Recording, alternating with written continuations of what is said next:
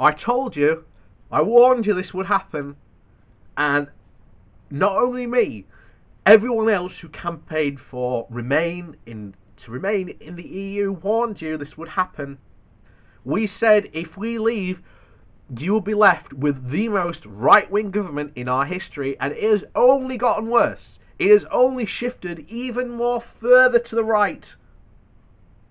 So, you were warned, you were told, we told you they're going to go after workers' rights. This is a government that knows 0-hour contracts are a problem. 0-hour contracts to most people out there are an unfortunate reality.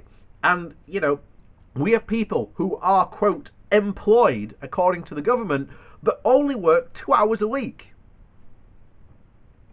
And that's the reality for many people in this country. Most of like Boris Johnson's quotes when he said unemployment's at an all-time low, it's because the government have fudged their numbers so that they don't have to class these people as unemployed or in potential unskilled unsecured labour. That's the definition they've got to. So they've fudged the numbers so badly, and they know this is a problem. Every single Conservative government since about 2009 has said that they will deal with the problem of 0-hour contracts, but they've done nothing. Absolutely nothing to solve or tackle this problem. There has been no policy proposed. It is just radio silence on this front. So how do you think they are going to treat workers' rights after Brexit? Well, I told you they would. Some of you laughed and said it would never happen, or that whatever, you were fine. But hundreds and thousands of people in this country aren't. And it is not right that people be put on these unsecure contracts. Something needs to be done about it. But this government certainly ain't doing anything about it. In fact, you could almost say that their lack of inaction is tacitly support of 0-hour contracts. So here we are. This is from The Independent. Brexit. British workers facing explosion of 0-hour contracts and fewer rights. Because that's the other thing as well. When you're on a 0-hour contract, you do not have as anywhere close to the rights as someone who is on someone who actually has a fixed hours contract. So more than 3 million people now work in insecure jobs. 1 in 10 employees in the UK. That is an astronomical number. So British workers face cut rate, bottom of the league protections after Brexit. With more 0-hour contracts and fewer guarantees over holiday, equal pay, the TUC has warned, as it publishes a damning report highlighting the soaring number of insecure jobs in the UK.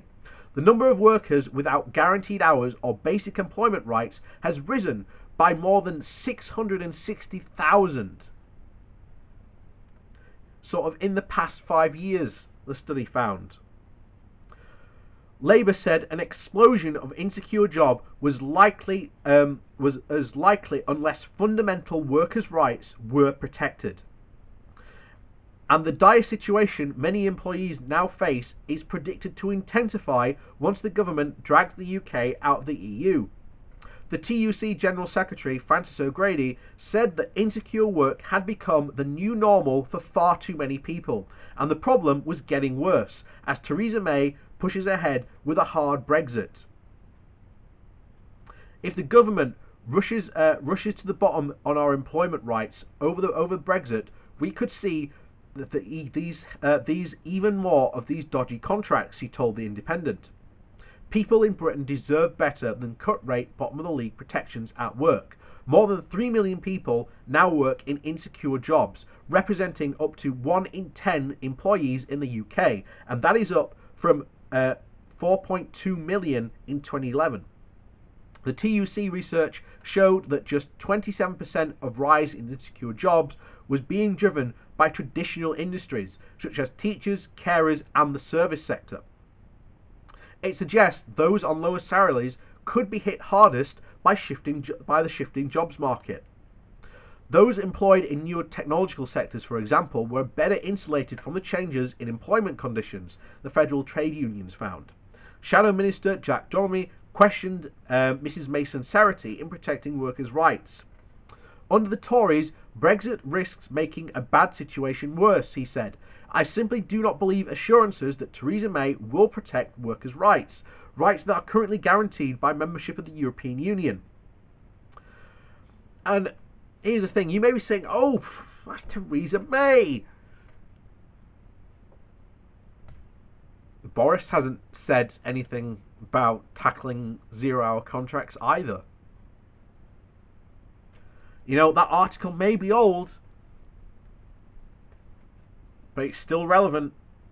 You've got Priti Patel now as in office, who put her name to a book that basically said that British workers were the laziest in the world because of their rights. That should worry you.